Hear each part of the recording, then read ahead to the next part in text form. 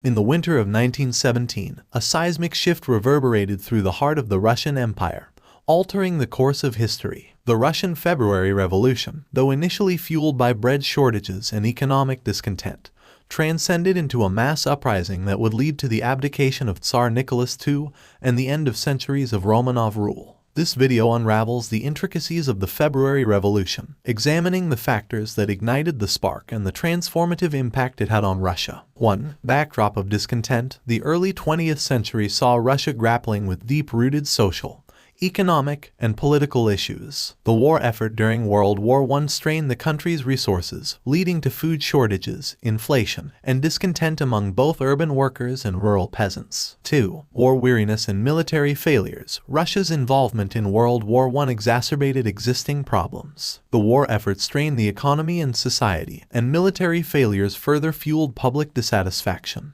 The lack of military success, coupled with the high human cost of the war, eroded the once strong support for the monarchy. 3. Bread riots and Petrograd uprising. The spark for the February Revolution was lit in Petrograd on February 23, 1917. International Women's Day protests against bread shortages evolved into broader demonstrations as industrial workers joined the fray, demanding an end to autocracy and bread for their families. 4. Troops and defections. The striking feature of the February Revolution was the role of the military. As the protests intensified, troops garrisoned in Petrograd began to sympathize with the demonstrators. Crucially, regiments, including the elite Volhynsky Regiment, refused to quell the uprising and, instead, joined the protesters. 5. Dual power, provisional government and Soviets. Tsar Nicholas II, realizing the gravity of the situation, abdicated on March 2, 1917, ending the Romanov dynasty. A provisional government, initially composed of liberal politicians, assumed power. Concurrently, the Petrograd Soviet, a council of workers' and soldiers' deputies, emerged as a powerful force, representing a dual authority in the capital. 6. Kerensky in the provisional government. Alexander Kerensky, a charismatic socialist, rose to prominence in the provisional government.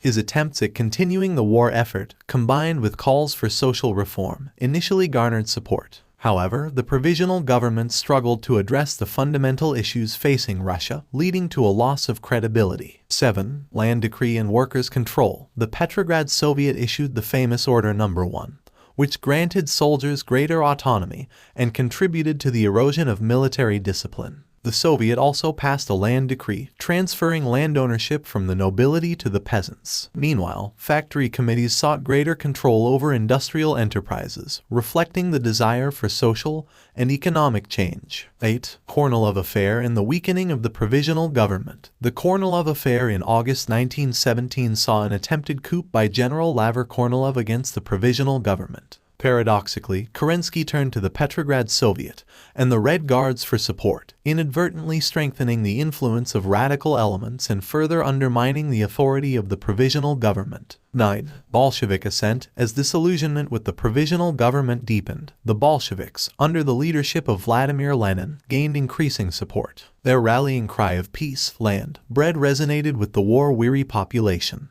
and Lenin's return to Petrograd in October marked a pivotal moment. 10. October Revolution. The October Revolution, also known as the Bolshevik Revolution, unfolded swiftly.